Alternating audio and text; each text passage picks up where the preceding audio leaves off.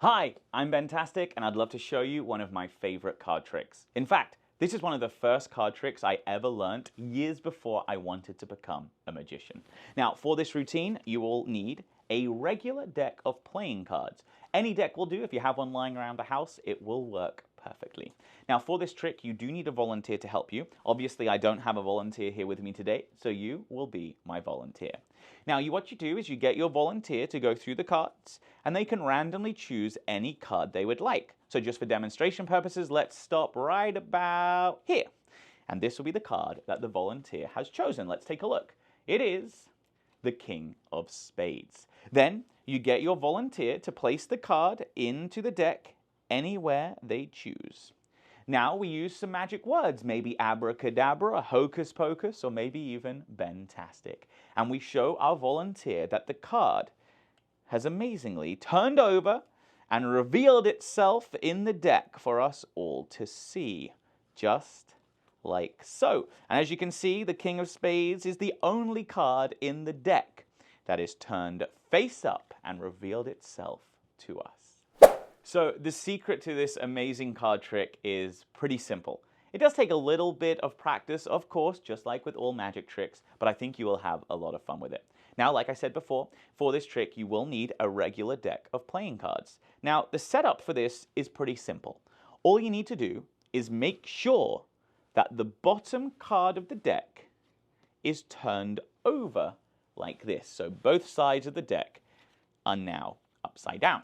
So you do want to try and keep this hidden from the person that you're showing. So I like to begin by keeping the cards on the table like so. And when I pick up the cards, I say you can use any deck you'd like at home. And I fan out some of the cards, show that it's just a regular deck of cards. The next step is to get your volunteer to choose a card. And they really can choose any card in the deck. So they can go through and they can randomly pick a card. So let's say they choose this card, which is the Queen of Spades. When they are looking at the card, this is where the first sneaky move happens. So once they take out their card and you hand them the card and they're having a look at it, your job as the magician is to just turn the deck over in your hand like this. Now, you don't want to show anybody this, but now all of the cards will be face up except the card that is on the top. Okay? So you will do that while your volunteer is looking at the card. Let me show you that again, nice close up. So as your volunteer is looking at the card, all you do is you turn the card over. You can do that with two hands. Sometimes I just do it in one hand like this, and I flip it over. Now, once your volunteer has looked at their card and they've remembered their card, you can then ask them to place it in the deck wherever they choose. So we'll place it in right here. Now, this is where the second sneaky move comes, and it happens when you're getting your volunteer to say some magic words. You can choose any magic words you wish, but let's just say abracadabra for this demonstration.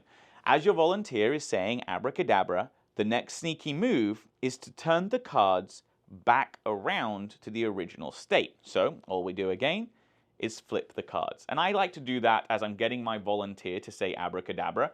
And if you're a little bit worried about your volunteer seeing you flip the cards over, don't worry, you can just use your hand to cover like this, and you can flip it over just like so, okay?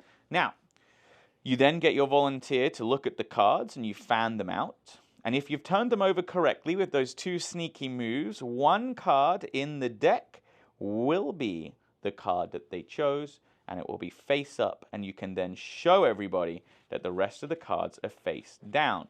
Now, here's the thing. One little thing with this routine is yes, most of the cards are face down, but there will be one that isn't, and it is the bottom card. So you do need to try and keep that hidden as best as you can, but don't worry too much if you can't. That's okay. With a little bit of practice, you'll get better and better.